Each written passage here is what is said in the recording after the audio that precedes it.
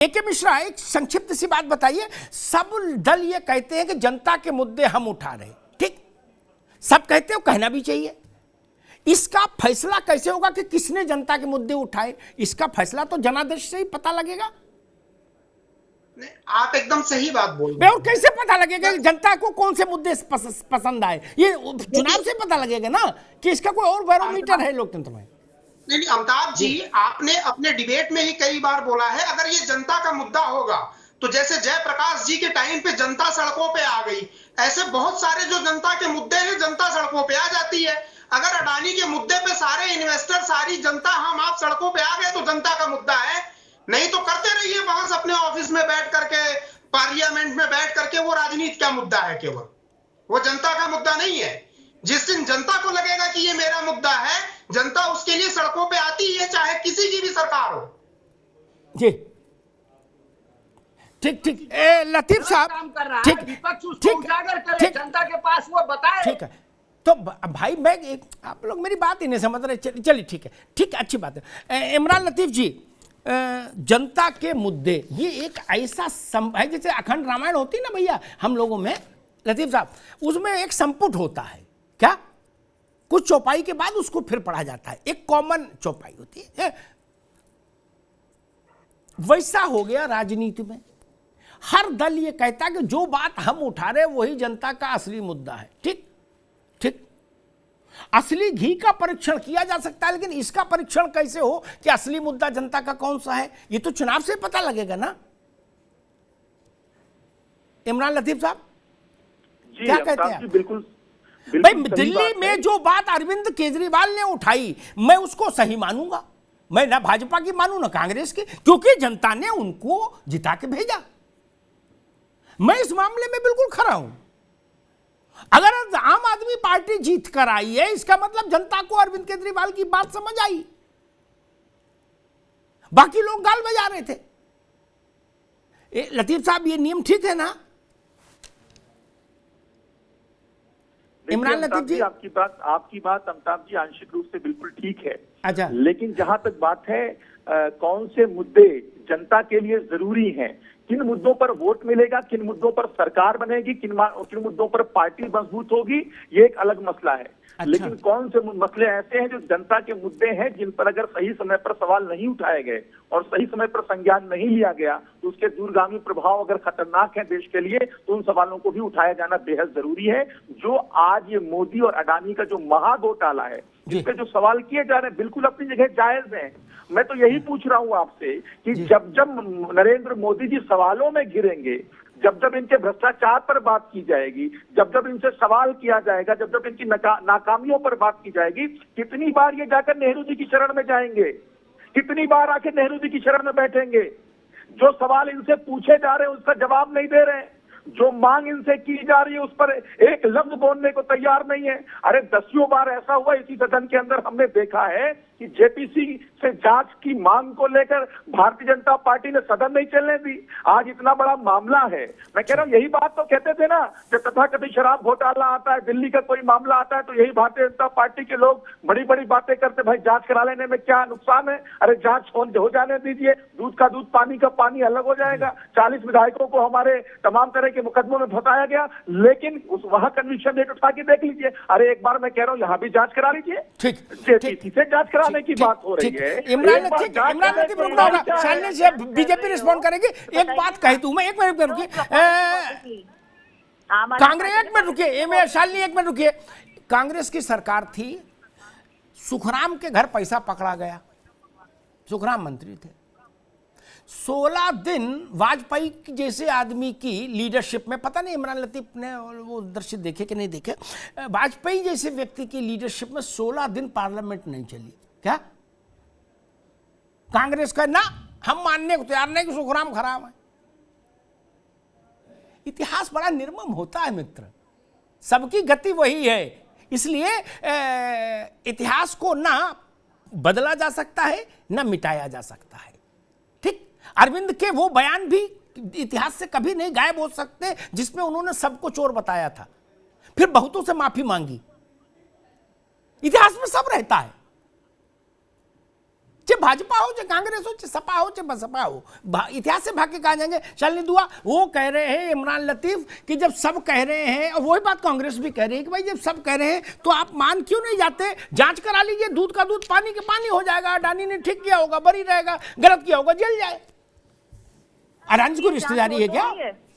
जी हो तो रही है जांच, सेबी पे इनको विश्वास नहीं है। सेबी क्या होता है, हम बैठ के जांच करेंगे, कैसी ये बातें कर रहे हैं, या इनको कहेंगे कि आप जांच करो।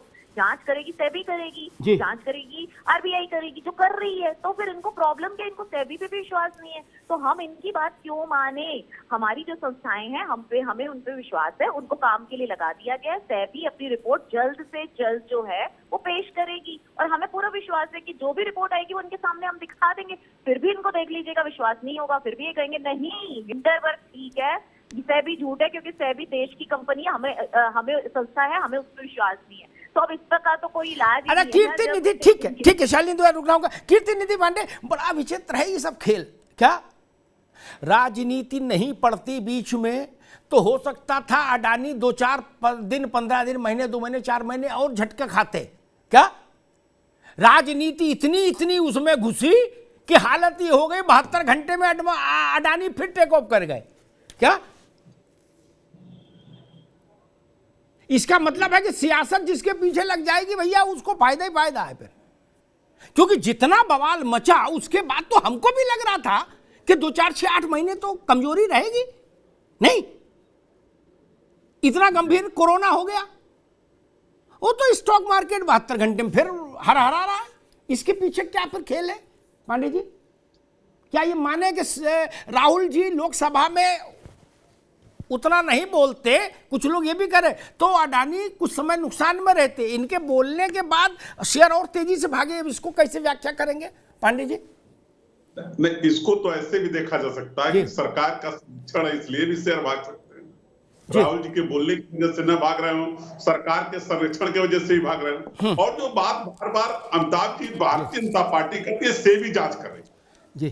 देश की सबसे बड़ी पंचायत के मेंबर्स है, जेपीसी में कौन रहेगा?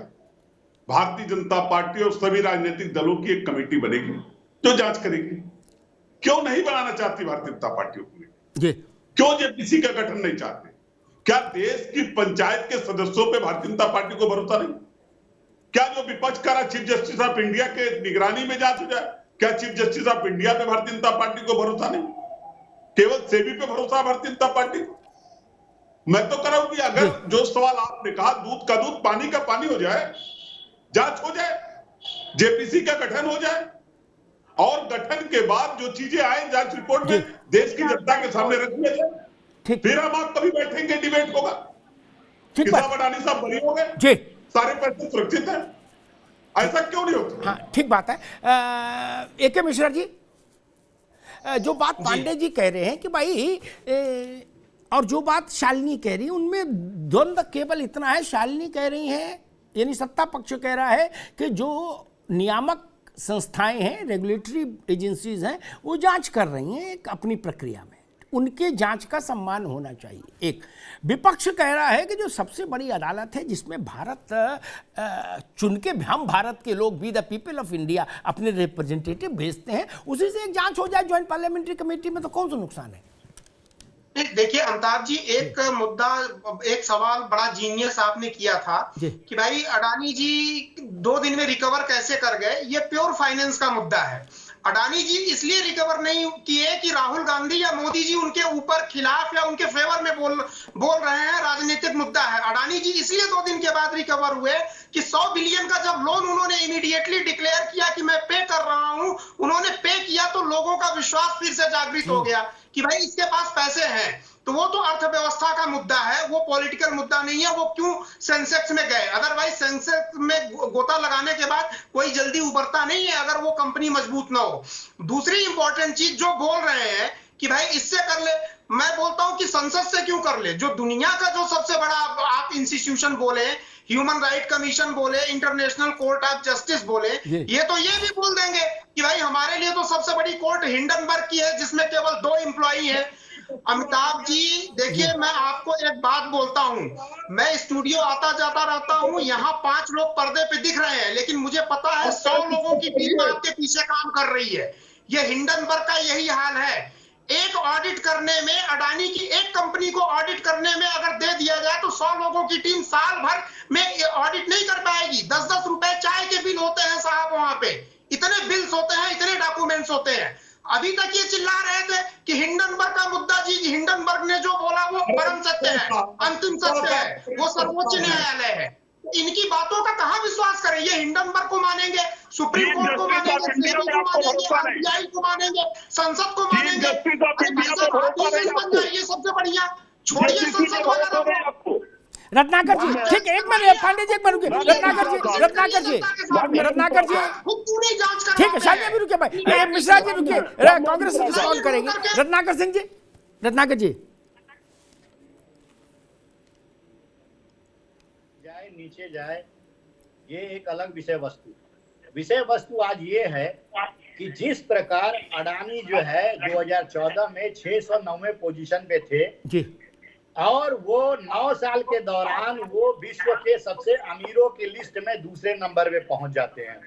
8 अरब डॉलर की संपत्ति जो है 140 अरब डॉलर की बन जाती है जी।